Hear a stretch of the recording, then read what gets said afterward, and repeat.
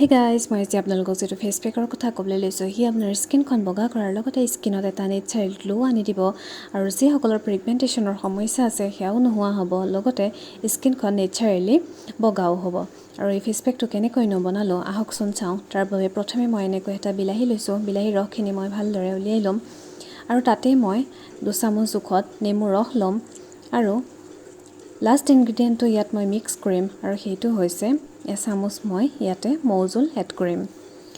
বিলাহীত vitamin A পোৱা যায় যিয়ে ডাৰ্ক স্পট নাইকিয়া কৰে বিলাহীত মেগনেছিয়াম পোৱা যায় যিয়ে স্কিনত এটা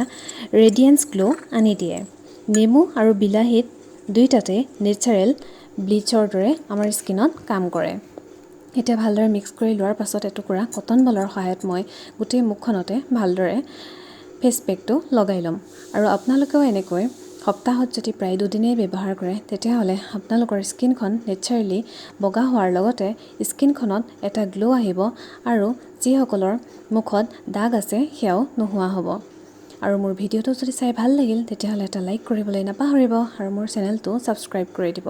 আৰু কাষতে থকা বেল আইকনটো প্ৰেছ কৰি দিব আৰু এতিয়া গোটেই মুখখনতে ভালদৰে লগোৱাৰ পাছত মই এতিয়া গোটেই মুখখনতে ভালদৰে মাসাজ কৰিম কাৰণ আমি মাসাজ কৰিলেহে আমাৰ ব্লাড সাৰ্কুলেশন